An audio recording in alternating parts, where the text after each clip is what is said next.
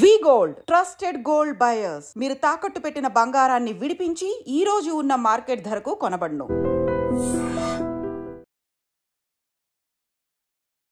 Welcome to iDream. నేను మీ భవ్య. ఇప్పుడు మనతో పాటు ఉన్నారు professor of critical care medicine and కోవిడ్-19 treatment expert Kiran Madhala sir ఉన్నారనమాట. సార్ని అడిగి మీకున్న భయాలన్నీ పోగొట్టడానికి సార్ చాలా ఇంపార్టెంట్ డీటెయిల్స్ చెప్తున్నారు. విందాం. నమస్తే సార్, ఎలా ఉన్నారు నమస్తే సార్? ఐడ్రీమ్ ప్రేక్షకులకి నమస్తే మేడం. నమస్తే సార్.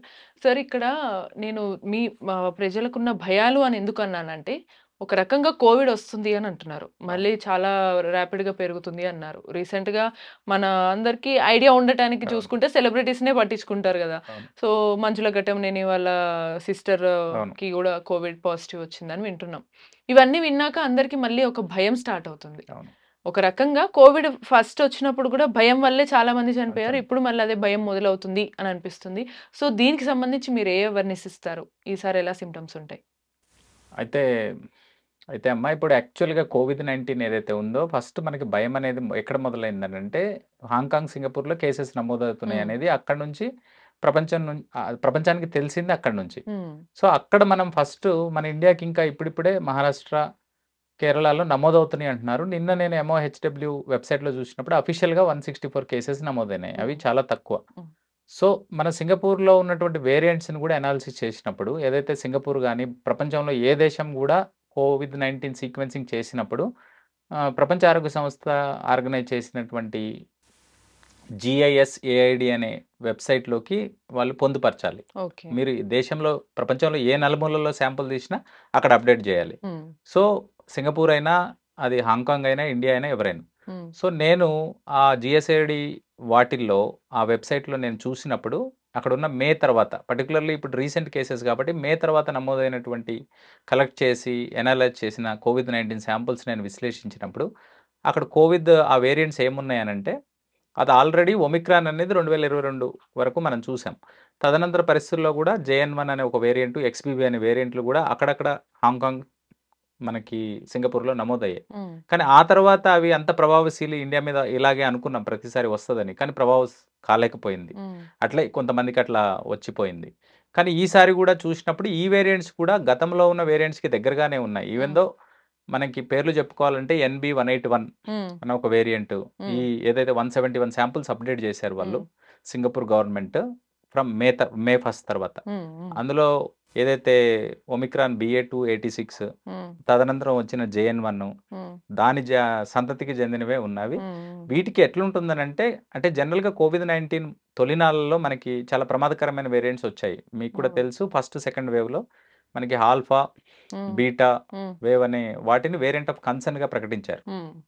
తర్వాత ఒమిక్రాన్ వచ్చిన దగ్గర నుంచి వేరియంట్ ఆఫ్ ఇంట్రెస్ట్గా, అంటే దాని తక్కువ దశ. సో ఒమిక్రాన్ వేరియంట్ ఆఫ్ ఇంట్రెస్ట్గా పెట్టారు. అక్కడ అప్పటికే కన్సర్న్ తగ్గిపోయింది. ఆ తర్వాత చాలా వేరియంట్స్ ఇట్లా అప్పుడప్పుడు వచ్చిపోతున్నాయి. అందులో ప్రధానంగా చెప్పుకోదగ్గది JN1 కూడా ఇంట్రెస్ట్ కిందకి పెట్టారు. కానీ ఆ తర్వాత కొన్ని దేశాలు ఇట్లా కేసులు వచ్చిపోయే వాటన్నిటిని వేరియంట్ అండర్ మానిటరీ కింద పెట్టారు. అంటే మూడోదే ఇంకా తక్కువ, వేరియంట్ ఆఫ్ ఇంట్రెస్ట్ కంటే కూడా తక్కువ దశలో ఉన్నాయి ఇవన్నీ. కాబట్టి జనాలు అంత భయపడాల్సిన పని లేదు సార్. కానీ ఈసారి ఏమన్నా కోవిడ్-19 లో ఉన్న సిమ్టమ్స్ కి కొంచెం చేంజెస్ గా కొత్త సిమ్టమ్స్ ఏమన్నా వచ్చే ఛాన్స్ ఉంటాయా? అయితే దాన్నే నేను సింగపూర్ వాళ్ళు ఏదైనా కూడా మనం నివేదిక గురించే మాట్లాడుకోవాలి. సింగపూర్ గవర్నమెంట్ అయినా, ఏ గవర్నమెంట్ అయినా వాళ్ళకంటూ ఒక డిసీజ్ కంట్రోల్ ఉంటుంది. మనకి ICMR లాగా వాళ్ళకి సెంట్రల్ డిసీజ్ ఏజెన్సీ అనేది ఒకటి ఉంది. తన రీసెంట్ గా వాళ్ళు అప్డేట్ చేసిన report May 6th. Of course ఇప్పుడున్న 15 రోజుల క్రితమే కావచ్చు, కానీ బట్ వాళ్ళ రిపోర్ట్లో ఏముందంటే ఆ సిమ్టమ్స్ ఏదైతే ఉన్నాయో, ఫీవరు, గొంతులో గరగర, దగ్గు, సేమ్ మనకి గతంలో ఉన్న ఆకలేయడము, ఒక 10 సిమ్టమ్స్ పెట్టారు వాళ్ళు. సేమ్ అవే సిమ్టమ్స్ ఇప్పటికీ కూడా కొనసాగుతున్నాయి. ఇంకోటి కూడా పెద్దవాళ్లలో ఏదైతే రెస్పిరేటరీ ఇన్ఫెక్షన్స్ ఉన్నాయో 20% రెస్పిరేటరీ ఇన్ఫెక్షన్స్ కి కోవిడ్ కారణము. 100% కి అది కారణం కాదు, మళ్ళీ 80% కి వేరే వేరే కారణాలు ఉన్నాయి. బట్ చిన్నపిల్లల్లో మాత్రం సర్ప్రైజింగ్లీ కోవిడ్-19 యొక్క ప్రభావం అక్కడ లేదు. కాబట్టి ఇప్పుడు చిన్న పిల్లల వాళ్ళు పెద్దగా భయపడే పరిస్థితి లేదు, అండ్ పెద్దవాళ్ళు కూడా ఒక 20% to 30% గానీ ఎక్కువగా అందరూ అంతే అని అందరికీ అది చెప్పలేం. ఎఫెక్ట్ అయ్యే పరిస్థితులు కూడా లేదు అది. రైట్. సో, మోడరేట్ ఏజ్ ఉన్న వాళ్ళకి ఇంకా కొంచెం రిస్క్ తక్కువే అని చెప్పొచ్చా సార్? అదే ఇప్పుడు మీరన్నట్లు కోవిడ్-19 అయినా నిజంగా జలుబైనా ఇప్పుడు మీరు చూసినట్లయితే ఐసీఎంఆర్ అనేది మనకు ఒక డేటా మెయింటైన్ చేస్తది. ఐసీఎంఆర్ కూడా ఏం చేస్తుందంటే మన దేశంలో ప్రసరించేటటువంటి వైరల్ ఇన్ఫెక్షన్స్ ఏదైతే ఉన్నాయో శ్వాసకోశ సంబంధిత ఇన్ఫెక్షన్స్ అది ఇన్ఫ్లుయెంజా కావచ్చు, తర్వాత ఆర్ఎస్వి అనేది చిన్నపిల్లల్లో కావచ్చు, రీసెంట్గా మనకి హెచ్ఎంపివి అనే వైరస్ వచ్చింది అది కూడా, ఇప్పుడు కోవిడ్-19 వీటన్నిటి గురించి డేటా మెయింటైన్ చేస్తుంది. అంటే ఒక 100 దేశం నలుమూలల నుంచి అబ్జర్వ్ చేసి ఒక 100 రెస్పిరేటరీ వైరల్ ఇన్ఫెక్షన్స్లో 80% ఎంత జనరల్గా ఏంటంటే ఇన్ఫ్లుయెంజాది 60 to 70% ఉండడం, మిగతా అన్ని కూడా 10-15 అట్లా. కోవిడ్-19 ఎప్పుడు కూడా జీరో కాలేదు. జనాలు మనకి అవగాహన చెప్పాల్సింది ఏంటంటే అది కూడా 5 to 10 ఇన్ఫెక్షన్స్ నిద్రాణంలో ఉంటూ 5 to 10 ఇన్ఫెక్షన్స్కి అది గత 3 ఏళ్లుగా కారణం అవుతూనే ఉంది, కానీ అవి సీరియస్ కావట్లేదు. సో ఇప్పుడు ప్రజెంట్ నేను చూసిన నమూనాలు ఏంటంటే మేలో పర్టికులర్గా పోయిన మేలో కూడా ఇప్పుడు నమోదయ్యే ఇన్ఫెక్షన్సే తక్కువగా ఉన్నాయి. జలుబుతో సంబంధిత ఇది టైం కాదు యాక్చువల్గా. ఇప్పుడు మనకి వర్షాకాలం స్టార్ట్ అయిన టైంలోనో ఆగస్టు ఆ టైంలోనో ఎక్కువగా ఇన్ఫ్లుయెంజా వస్తుంది. ఇప్పుడు ఎక్కువగా ఉండవు, కానీ నమోదైన కేసులు సింహభాగం కోవిడే ఉన్నాయి ఇప్పుడు. సో ఇప్పుడు ఏంటంటే జలుబు దగ్గు ఉండి మీరు అన్నట్టు ఎవరైతే రిస్క్ పాపులేషన్ ఉన్నారో, ఈవెన్ సింగపూర్ డాక్యుమెంట్ కూడా ఏం చెప్పిందంటే 60 అబోవ్ ఉండి కోమార్బిడిటీస్ ఉన్నవాళ్ళు, ప్రెగ్నెంట్ ఉమెన్, మూడోది ఏంటంటే మీకు ఇమ్యూనిటీ ఏదో రూపంలో తక్కువ ఉండేవాళ్ళు, అది ఆర్గాన్ ట్రాన్స్ప్లాంట్ అయిన తర్వాత ఇమ్యూనిటీని సప్రెస్ చేస్తారు అలాంటి వాళ్ళు కావచ్చు, తర్వాత కొంతమందికి హెచ్ఐవి అట్లా ఉండి ఇమ్యూనిటీ తక్కువగా ఉండొచ్చు, లేదు స్వతహాగానే ఇమ్యూనిటీ ప్రాబ్లం ఉన్న వాళ్ళకి కొంత సీరియస్ అయ్యే అవకాశం ఉంది. 100% అని చెప్పలేము, అలాంటి వాళ్ళు కొంచెం తక్కువ ఉంటుంది కాబట్టి వాళ్ళు జాగ్రత్తలు కొద్దిగా అలర్ట్ గా ఉంటే మంచిది. సార్ ఇప్పుడు ఈ కోవిడ్-19 వస్తుందంటే సగం చాలా మంది మళ్ళీ కేసులు పెరుగుతున్నాయి అనే భయంతో ఉన్నారు కాబట్టి వీళ్ళు ఇంతకుముందు గతంలో వ్యాక్సినేషన్స్ తీసుకున్నారు, దానికి అదే ఇప్పుడు ప్రభావం చూపించి ఏమన్నా వాళ్ళందరినీ కూడా సేఫ్ గా ఉంచే ఛాన్స్ ఉంటుందా, లేదా మళ్ళీ కొత్తగా వ్యాక్సిన్స్ కానీ మెడికేషన్స్ తీసుకుంటూ కంటిన్యూ చేయాలంటారా? ఫస్ట్ ఆఫ్ ఆల్ అది కరెక్ట్ అమ్మా, ఎందుకంటే ఏ డిసీజ్కైనా వ్యాక్సిన్ ఉంటుంది. పర్టికులర్లీ ఇది వైరల్ ఇన్ఫెక్షన్ కాబట్టి వ్యాక్సిన్, ఇంకోటి ఇన్ఫ్లుయెంజాకి సంబంధించింది, అంటే ఈ త్వరగా రూపాంతరం చెందుతాయి. వ్యాక్సిన్ కూడా ఏంటంటే ఎవ్రీ 1 yearకి కాంపోజిషన్ చేంజ్ చేసుకుంటూ ఉండాలి. సో ఈ వ్యాక్సిన్లు కూడా ఒమిక్రాన్కి అప్డేట్ అయిపోయినాయి ఆల్రెడీ. ప్రాబ్లం ఏంటంటే ఈవెన్ ప్రపంచ ఆరోగ్య సంస్థ కూడా ఒమిక్రాన్ తర్వాత వ్యాక్సిన్ మీద ఒక నివేదిక రిలీజ్ చేసింది. WHO ప్రపంచ ఆరోగ్య సంస్థ ఏం చెప్పిందంటే ఎవరైతే ఇమ్యూన్ కాంపిటెంట్ ఉన్నారో వాళ్ళకి, ఇప్పుడు మనలో చాలా మంది ఇప్పటికే 3 డోసులు తీసుకున్నారు, 2 తీసుకొని బూస్టర్ ఉన్న వాళ్ళు ఉన్నారు, కొంతమంది మీరు అన్నట్టు భయాందోళనతో 10-15 సార్లు కూడా తీసుకున్న వాళ్ళు ఉన్నారు. సో యాక్చువల్గా ఇప్పుడు చెప్పేది ఏంటంటే ఒమిక్రాన్ తదనంతర వైరస్లకి 1 డోసు సరిపోతుంది. ఎవరైతే మీ ఇమ్యూన్ కాంపిటెంట్ ఉంది అంత హెల్తీగా ఉన్న వాళ్ళకి, ఎవరికైతే నేను పైన చెప్పిన వాళ్ళు 2 డోసెస్ తీసుకోవాలి. అసలు ఇప్పుడు బూస్టర్ కాన్సెప్టే లేదు కోవిడ్-19కి. కానీ ఇప్పుడు మన వేరియంట్స్ కూడా అంత ప్రమాదకరమేం కాదు, మీరు వ్యాక్సిన్ వేసుకొని వాటి నుంచి మీరు రక్షణ పొందే అంత థ్రెట్ లేదు, అవి వస్తే సీరియస్ అయ్యేంత అవకాశాలు కూడా లేవు. కాబట్టి వ్యాక్సిన్ గురించి ఇప్పుడు అంత దిగులు చెందాల్సిన పని లేదు, దాని అవసరం కూడా పెద్దగా లేదు. సో మెడిసిన్స్ గురించి మాట్లాడితే మీరు కోవిడ్ వచ్చిన తొలినాళ్లలో మనకి చాలా మందికి డాక్టర్స్కి అవగాహన లేదు, తర్వాత మన పేషెంట్స్కి అవగాహన లేదు, మెడిసిన్స్ కూడా అందుబాటులో లేవు, అన్ని కూడా మనం ట్రయల్ అండ్ ఎర్రర్ బేసిస్ లో వాడాము. కానీ ఈ రోజు అట్లా కాదు. ప్రపంచ ఆరోగ్య సంస్థ ఇచ్చిన రిపోర్ట్స్ లో రెమ్డెసివిర్ కొంచెం మధ్యస్థ స్థాయి వాళ్ళకి రెమ్డెసివిర్ వాడొచ్చు అని చెప్పింది. తర్వాత స్టార్టింగ్ వాళ్ళకి యాంటీవైరల్ మెడిసిన్స్ కూడా మనకి అందుబాటులో ఉన్నాయి.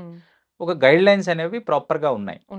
సీరియస్ అయితే ఏం చేయాలి, మనకి సీరియస్ అంటే ఏంటి, ఈవెన్ చిన్న మీరు చేతికి పెట్టుకునే పల్సాక్సీ ద్వారా కూడా మీ రక్తంలో ఉన్న ఆక్సిజన్ శాతాన్ని బట్టి కూడా మీరు 90 బిలోకి పోతుందంటే అది మీరు అలర్ట్ కావాల్సిన అంశం. సో ఆ చిన్న ఇండికేటర్స్ తోనే మీరు హాస్పిటల్కి అంటే బాడీ ఇప్పుడు ఒకవేళ సపోజ్ సార్ ఇప్పుడు ఏది వచ్చినా సరే కోవిడ్ వచ్చింది అనే పాయింట్ చెప్పారు కాబట్టి కోవిడ్ వచ్చింది నాకు అందుకే నీరసం వస్తుందా, కోవిడ్ వచ్చింది అందుకే నేను ఎనర్జీగా ఉండలేకపోతే లేకపోతే జ్వరం వస్తుంది జలుబు వస్తుంది అని అనుకుంటూ ఉంటారు.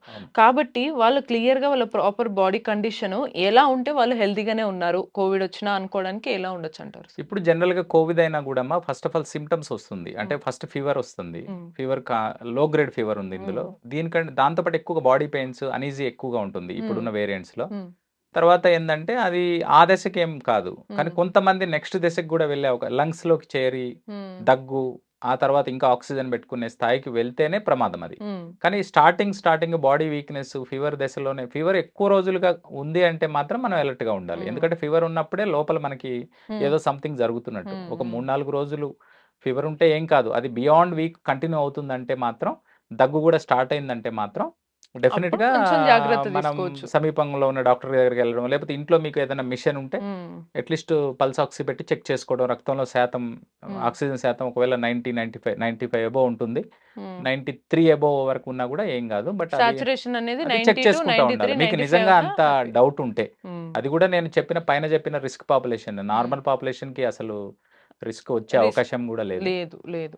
సో సార్ ఇప్పుడు ప్రాబబ్లీ మీరు చెప్పినట్టు చూసుకుంటే గనక ఆల్రెడీ డోసులు తీసుకున్న వాళ్ళు ఉన్నారు. చాలా వరకు అవును. వాళ్ళకి ఆల్రెడీ ఇమ్యూనిటీ ఎంతో రెసిస్టెన్స్ కొంత అనేది ఉంది. అది లేని వాళ్ళకి కొంచెం రిస్క్. వాళ్ళకి అవును. ఇంట్లో తెలుస్తూ ఉంటుంది కదా! ఇంట్లో ఎవరికైతే అవును. వీక్ ఉన్నారో పర్సన్స్ అని వాళ్ళ విషయంలో జాగ్రత్తగా ఉండాలి. అవును. సార్ ఇవన్నీతో పాటు సగం మంది ఇవన్నీ ప్రాపర్‌గా ఉండి కూడా చనిపోయిన వాళ్ళు ఉన్నారు గతంలో కోవిడ్ టైంలో. అవును. వాళ్ళందరూ గూడా మనం చూసిందే భయంతోనే ఎక్కువ మంది చనిపోయారు. అవును. సో వాళ్ళకి మీరేం చెప్తారు? అవునమ్మా. యాక్చువల్‌గా మేము నిజామాబాద్‌లో కూడా నేను ఈ గాంధీకి రాకముందు నిజామాబాద్‌లో కోవిడ్ ఆసుపత్రి ఉండేది. మాది హ్మ్. కూడా మాకు ప్రధానంగా ఏందంటే తెలంగాణకి మొట్టమొదట డెల్టా వేవ్ వచ్చింది నిజామాబాద్‌కే. ఎందుకంటే హుహు. మహారాష్ట్రలో పుట్టింది డెల్టా హ్మ్. వేరియంట్ పూణే హ్మ్. ఆ రహదారి ప్రాంతంలో. ఓకే. ఆ ప్రాంతంలో పుట్టిన ఫస్ట్ కేసెస్ మేమే చవి చూసాం. ఆ ఓకే. టైంలో ఒక ఐసీయూకి నేను ఇన్‌చార్జ్‌గా ఉన్నాను. నా దగ్గర ఆ డేటా కూడా మొత్తం మెయింటైన్ చేశాం. హ్మ్. అయితే నేను ప్రత్యక్షంగా చూసిన వాళ్ళలో చాలామంది హ్మ్. చాలా ఓల్డ్ పర్సన్స్ మనం అనుకునే 60 అబోవ్ కాదు 80 హ్మ్. అబోవ్ ఒక పేషెంట్. హ్మ్. సిటీ సివియారిటీ స్కోర్ 25 మాక్సిమం అంటారు ఓకే. జనరల్‌గా. 23 ఉండింది ఆమెకి. హుహు. మరి 80 అబోవ్ అంటే మన లెక్కల్లో అసలు చాలా సీరియస్ అనే పరిస్థితి. మరి అవునవును. అలాంటి ఆమె కూడా ఒక 15, 20 డేస్ హ్మ్. మన ఆసుపత్రిలో ఉండి వెంటిలేటర్ మీద కూడా 15 డేస్ ఉండి రికవర్ అయిన సందర్భాలు కూడా ఉన్నాయి. హ్మ్. మరి అదే తరహాలో ఒక యంగ్ పేషెంట్ హ్మ్. ఆయనకి అంత సివియారిటీ కూడా లేదు. హ్మ్. అంటే మనం 10, 12 12, 13 ఆ రేంజ్‌లో ఉండి హ్మ్. హ్మ్. అప్పుడప్పుడే దగ్గు స్టార్ట్ అయ్యి కొంచెము ఇక సింప్టమ్స్ మనకి తెలిసిపోతుంది కదా! సాచురేషన్ కూడా బిలో అవునవును. 90కి పోతున్నప్పుడు మనం అక్కడ వాళ్ళకి ట్రీట్మెంట్ ఇస్తారు. సీప్యాప్ అవి పెడతాం. హ్మ్. పెట్టినప్పుడు ఆయన ఆ భయంతో దాన్ని ఉంచుకోలేదు అది. ఆ హుహు. మిషన్‌ని పెట్టుకోకపోవడం వల్ల ఆ గ్యాప్స్ బాగా ఉండేవి. మధ్యలో వాటర్ తాగడానికి హ్మ్. భయంతో తీసేయడము. ఆ ఆక్సిజనేషన్ ప్రాపర్‌గా మెయింటైన్ కాకపోయేది సరికి ట్రీట్మెంట్ ఇంకా సివియర్ అవుతుంది కదా! హైపోక్సియా రక్తంలో ఆక్సిజన్ తగ్గుతూ పోతా ఉంటే డ్యామేజ్ ఇంకా పెరుగుతా ఉంటుంది. అవునవును. సో, దానివల్ల ఆ భయం వల్లనే ఆయన చనిపోయాడు. ఓకే. సో, సో ఆ భయానికి అంటే ఆక్సిజన్ మాస్క్ పెట్టుకుంటే ఏదో అవుతుంది అనే అనే ఫీలింగ్ భయం. అంటే ఆయనొచ్చి నాకేదో ఉంది లోపల. హ్మ్. ఏదో మిషన్ ఏం లేదు ఈ మిషన్‌కి ఆక్సిజన్ వస్తది. హ్మ్. నాకు ఏదో ఉంది. నేనేదో అయిపోతానని ముందే ఊహించుకొని, ఆ భయంతోనే పాపం కళ్ళ ముందే చనిపోయాడు. ఒక యంగ్ 35 ఇయర్స్ ఉంటాడేమో. హ్మ్. మరి అలాంటిది చాలా సీరియస్ ఉన్న ఒక 80, 85 ఇయర్స్ ఉన్న ఒక లేడీ. లేడీ బతికింది. హ్మ్. అంటే వీళ్ళిద్దరికి ఉన్న డిఫరెన్స్ ఏంటి? హ్మ్. భయమే మీరు హ్మ్. చెప్పినట్టు. రైట్. So, right. కాబట్టి భయాందోళన అనేది మంచిది కాదు. మంచిది కాదు. రైట్. సో క్లియర్‌గా మనకి సార్ చాలా క్లియర్‌గా చెప్పారు. అండ్ ప్రాబబ్లీ మీరు ఈ డబ్ల్యూహెచ్ఓ ఇటువంటి అవును. అఫీషియల్ సైట్స్ కూడా అవును. ఆన్ ద అదర్ సైడ్ మీరు హ్యాండిల్ కూడా అవును. చేస్తూ ఉంటారు కదా అది సార్. ఇంకోటేందంటే అమ్మా డబ్ల్యూహెచ్‌ఓ ఇప్పుడు అదే చెప్పాను. హ్మ్. కోవిడ్-19 అనే కాకుండా శ్వాసకోశ సంబంధిత వైరల్ ఇన్ఫెక్షన్స్ అనేవి హ్మ్.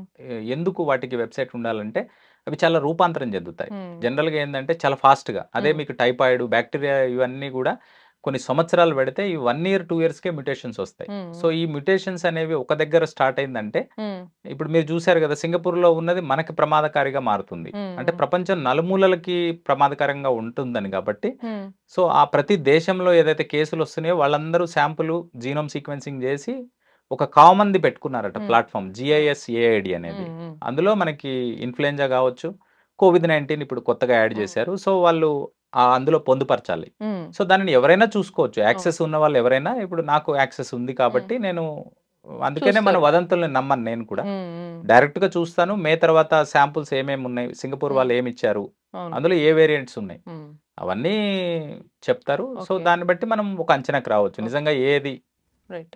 సార్ దీనివల్ల ఏమవుతుందంటే చాలా మంది ఎవరు చెప్పేది నమ్మాలి, ఒకరు బాగా సీరియస్ అంటారు, కొంతమంది కాదంటారు అనే భయంతో ఉన్నారు. సో నేను అందుకే అఫీషియల్గా మీకు అవన్నీ యాక్సెస్ ఉంటుంది కాబట్టి నేను మీ ద్వారా చెప్పిద్దాం అనుకున్నాను.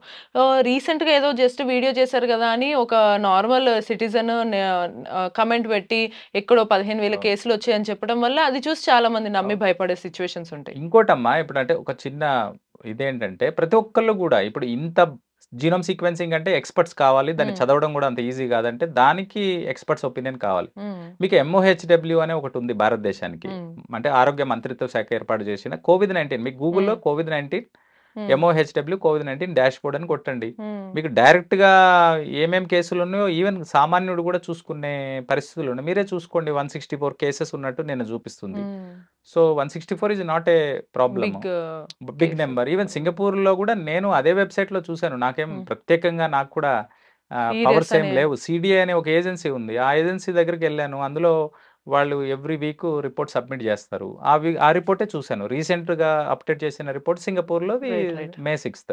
సో ఈవెన్ సిటిజన్స్ కొంత అవేర్నెస్ ఉన్న వాళ్ళందరూ ఈరోజు మీరు అన్నట్టు ఫోన్, ఆర్టిఫిషియల్ ఇంటెలిజెన్స్ వల్ల అందరికీ అవగాహన ఉంది కాబట్టి వాళ్ళు ఎవరైనా చూసుకోవచ్చు, మీరు చూడొచ్చు. అట్ ద సేమ్ టైం ఒకవేళ కేస్ నెంబర్స్ అనే కాదు, ఆ నెంబర్స్ చూసి కూడా భయపడకుండా జాగ్రత్తగా ఉండాలి. సో క్లియర్గా సార్ చెప్పారు, COVID-19 వచ్చింది, బట్ వచ్చినా కూడా అది మన ప్రాణాలు తీసే అంత పెద్ద ప్రమాదకరమైన వైరస్గా అయితే ఈసారి రాలేదు, చాలా తక్కువగా ఉంటుంది. ఓన్లీ ఇమ్యూనిటీ లేని వాళ్ళు మాత్రమే జాగ్రత్త తీసుకుంటే సరిపోతుంది కానీ భయపడక్కర్లేదు. అండ్ చిన్నపిల్లలు కూడా కొంచెం గవర్నమెంట్ ఇచ్చే ఫ్రీ వ్యాక్సిన్స్ వేసుకుంటారు కాబట్టి సరిపోతుంది. అండ్ మోడరేట్ ఏజ్ వాళ్ళు regular healthy life style, food, immunity balance చేసుకుంటే సరిపోతుంది. ఇది క్లియర్గా మనకి ఈ సార్ ఇంటర్వ్యూ ద్వారా తెలుసుకున్నాము. మీకు కూడా ఎటువంటి సందేహాలు ఉన్నా కామెంట్ రూపంలో అడగచ్చు. మరిన్ని ఇన్ఫర్మేషన్స్ కోసం keep watching iDream. Sir, one life lesson what medicine has taught you. Whatever you can do without expecting. But I really believe మన పాజిటివ్ యాటిట్యూడ్ ఉంటేనే మనం ఏదైనా సాధించగలం. గట్ని మనం కరెక్ట్గా డీల్ చేసినట్లయితే అది మనకి పాజిటివ్ హార్మోన్స్ని రిలీజ్ చేస్తుంది. షుగర్ వచ్చిన వాళ్ళ పరిస్థితి ఏంటి? పొట్ట దగ్గర పెరిగితే దాన్ని ఆండ్రాయిడ్ అంటారు, ఆండ్రాయిడ్ ఫోన్ కదా. అసలు థాట్స్ ఎందుకు వస్తాయి? బ్రెయిన్ డెడ్ అంటే దానికి ప్రపంచం అంతా కూడా కొన్ని నిర్దిష్టమైనటువంటి లక్షణాలు. మానసికంగా ధైర్యంగా ఉంటే క్యాన్సర్ జయించవచ్చు. You are a doctor for a cause sir, అంతే. వాళ్ళకి వచ్చిన ఆదాయం కాకుండా ఫ్రీ సర్వీస్ ఎంతమందికో చేస్తుంది.